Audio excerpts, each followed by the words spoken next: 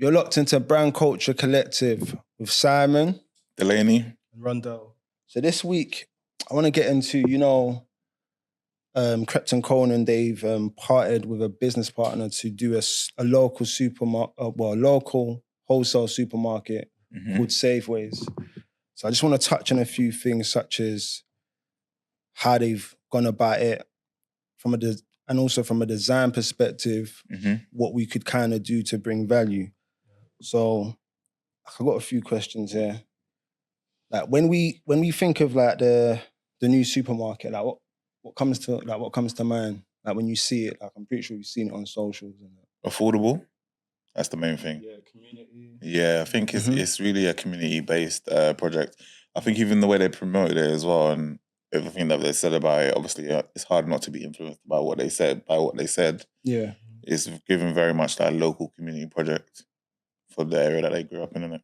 Yeah, I think it looks like they're trying to also make it cost effective. Mhm. Trying to be, so like what you said, the community giving back sort of thing, making it cheaper. So yeah, no, definitely, man. I think when I see it, I think of the old school like 90s Saveways. Before Morrison's was Morrison's, it was Saveways, and I don't know if Safeways. Safeway, yeah. I don't Yeah, the one in know Peckham, innit? if they played on that to make it like that, but I definitely see that. Yeah, no, it's very nostalgic, innit? Like it has that feel. I think for the nature of the business as well, it's very bare bones. Yeah, it is. But I think there is value that could be added, or there's a bit of elevation that could be done, especially within like design and brand and all this kind of stuff. 100%, and that's what I want to get into, man. It's exactly what I want to get into. So, yeah, man, there's a few things that I definitely touched on. I know you mentioned something, Rundell, about when you look at it, it looks like it's trying to be affordable. And you see, when you say things like that, I guess that's just looking at the branding and how they've kind of done things. Yeah, I think it's the nature of the business, isn't it? Like obviously making it affordable for the community, stuff like this. So aesthetically, that would sort of appeal to the demographic and their market space. 100. You know what? Like, you see with a celebrity endorsed kind of business venture, right?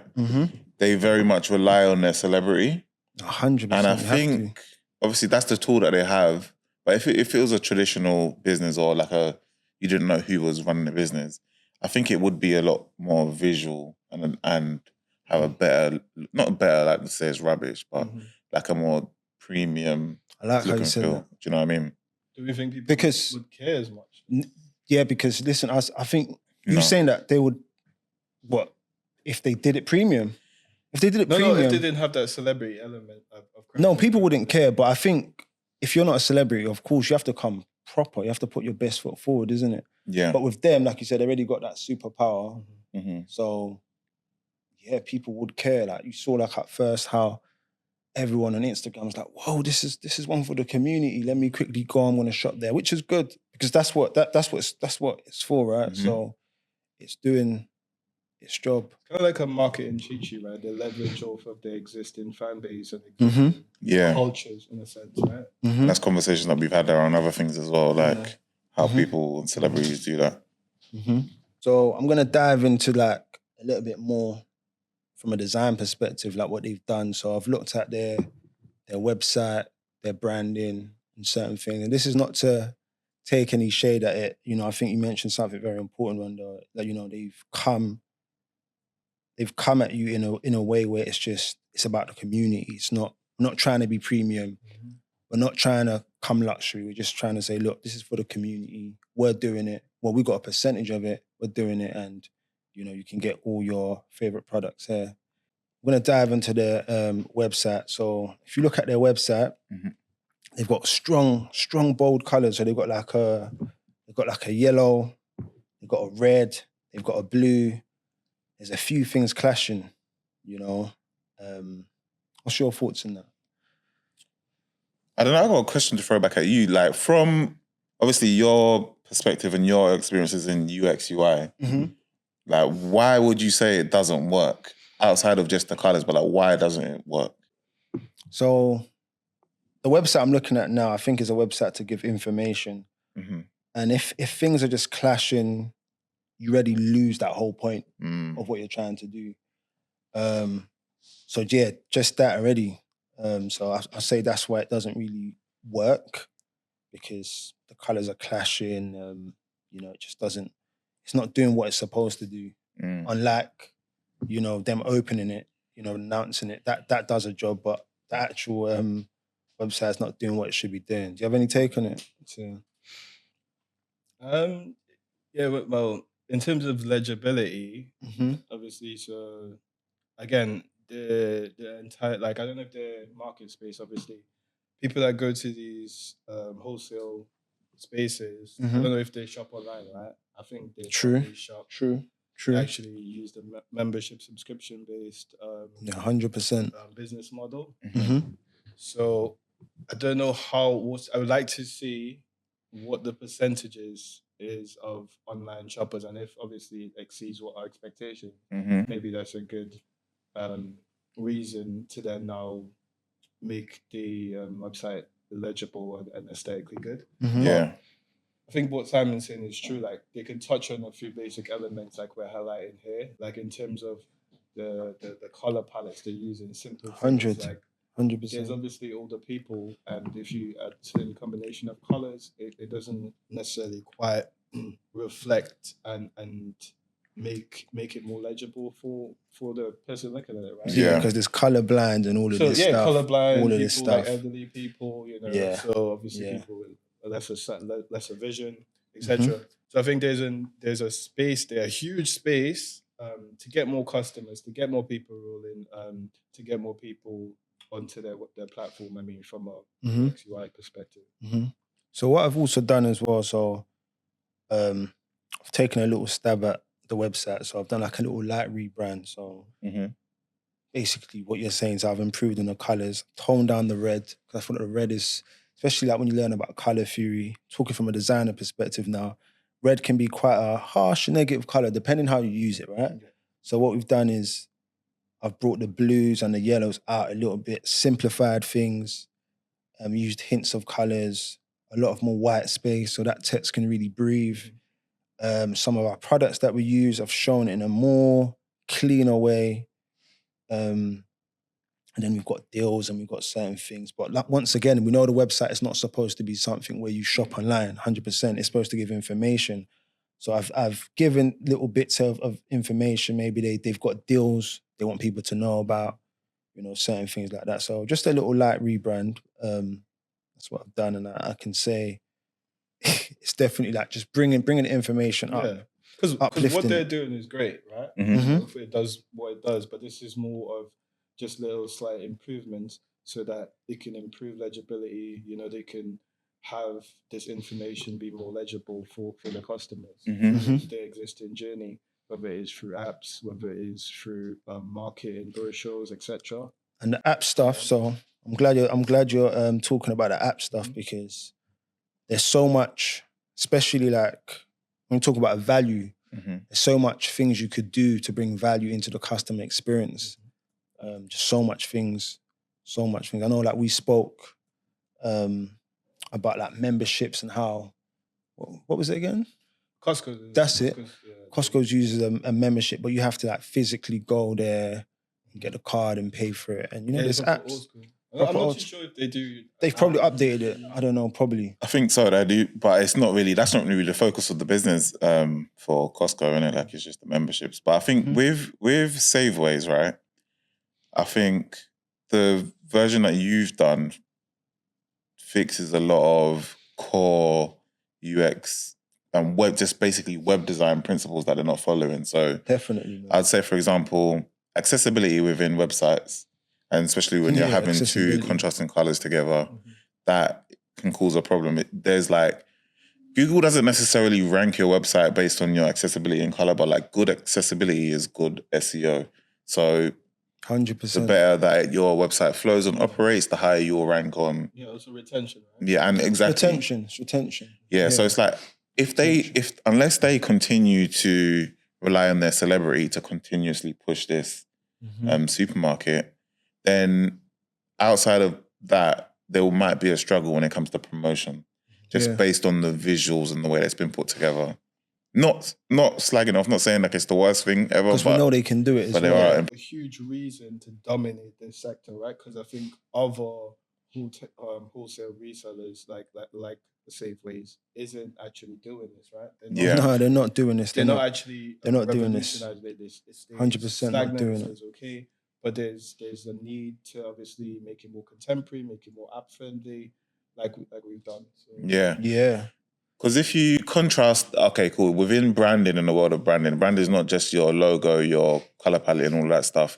Exactly. If you've got like physical stores, it's also how do your physical stores look and like what essence are you giving off and what experience are people facing when they visit your shop? How do they feel? How do they feel? So with their shop, for the videos and the images that I've seen of their shop, it's very clean, it's minimal, it's like, it's fresh. Yeah. But obviously that's everything that they're trying to portray. Community as well. Yeah, when you go to their thingy, but not trying to do too much. Their visual identity and the way that everything's executed, it currently doesn't match that essence. So there's definitely a branding piece that needs to be done around this whole thing. 100%. That you've actually done with your execution, and not to be not biased, but obviously yours is a lot better than. Yeah, we'll talk about it, and I like, how you said, not to slag off their branding because we know they can do it, right? We've seen Nala's Baby. Yeah, exactly. We've seen Krept Konan with the restaurants. Well executed, very clean.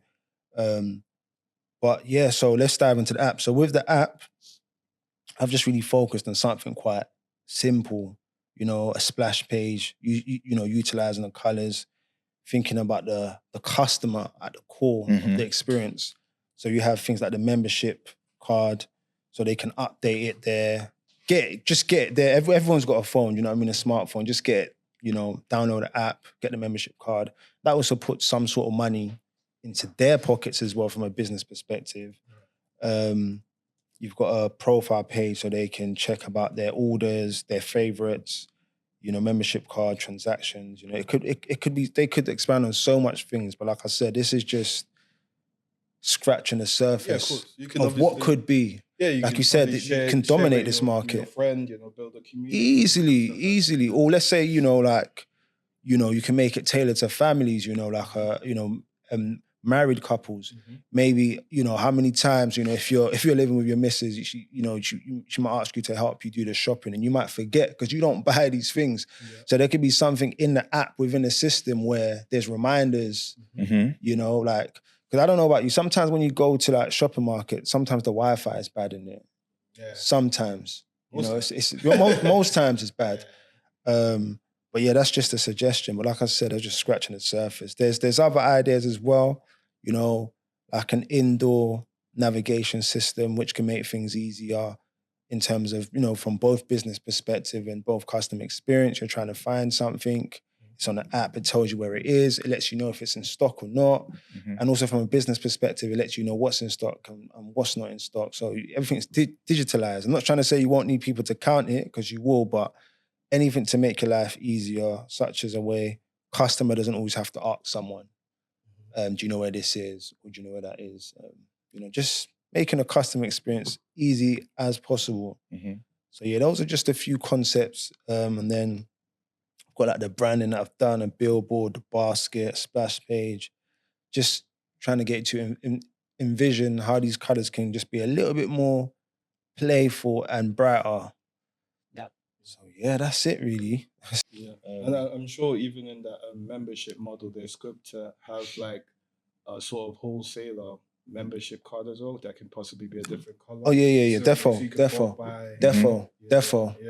Yeah, they could be. They could have different visuals. 100%. You can play with the difference between the essential customer and the business owner. Yeah. Just build that community so that local businesses can bulk buy as well. Yeah. For affordable price. Yeah. 100%. Not to take the conversation a little bit away from the design specific thing, but like, I think this is a problem that a lot of community-based businesses face. Whereas if a business is building strictly for revenue growth and whatever, it's always like, what can we do to get the most money out of our customer First. first. Whereas with a business like this, it's like, how do we serve our community first?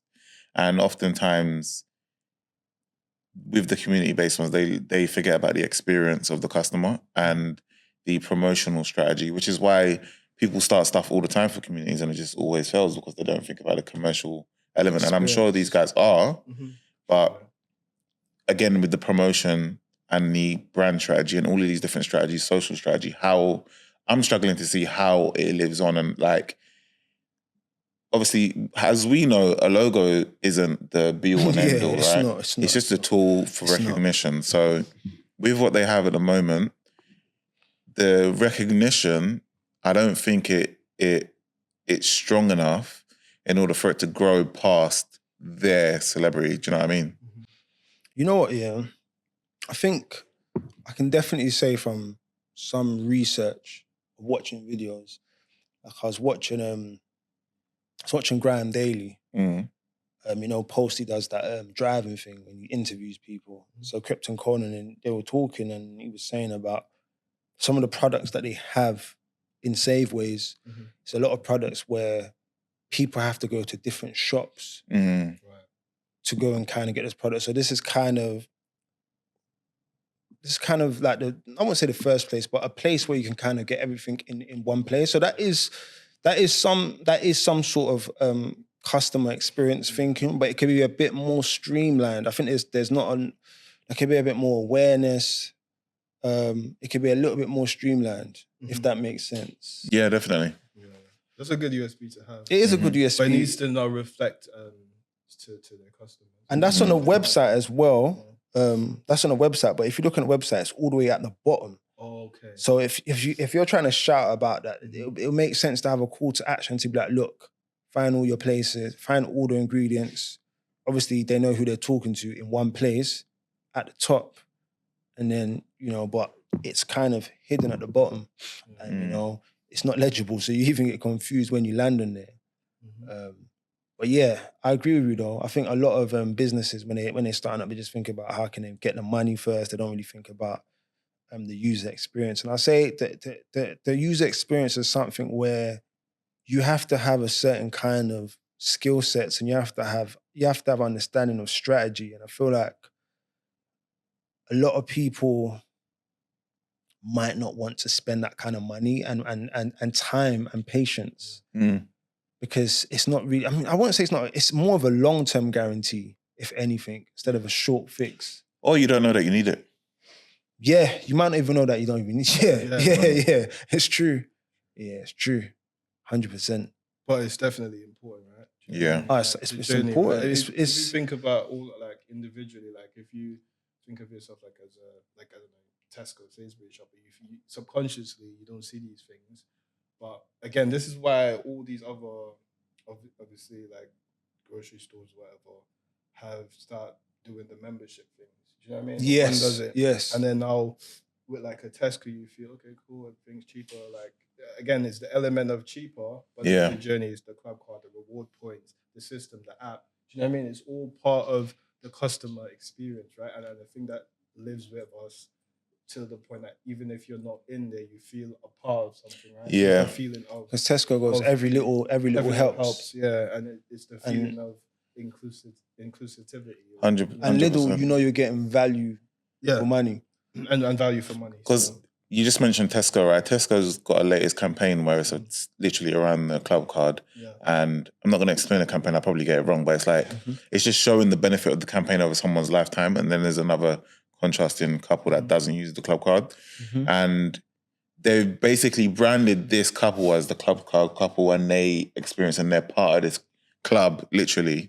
Benefits. And then I think that's what other businesses and supermarkets have to do. And then I think with Saveways, is very much closer to the customer. So a membership card is great and it's beneficial. Obviously, it can come with other benefits that can benefit the community. Yeah. And I think it will also build that community and that connection amongst the individuals that are using it as well. So yeah, I think that it's definitely a great idea that they could implement. No, definitely. 100%. 100%. If you like what we're talking about Tell us if you don't like what we're talking about. Tell us anyway. Follow us on all the socials, Brand Culture Collective on everything. Subscribe, listen, share, all the other stuff that podcast is tell you to do. Wow.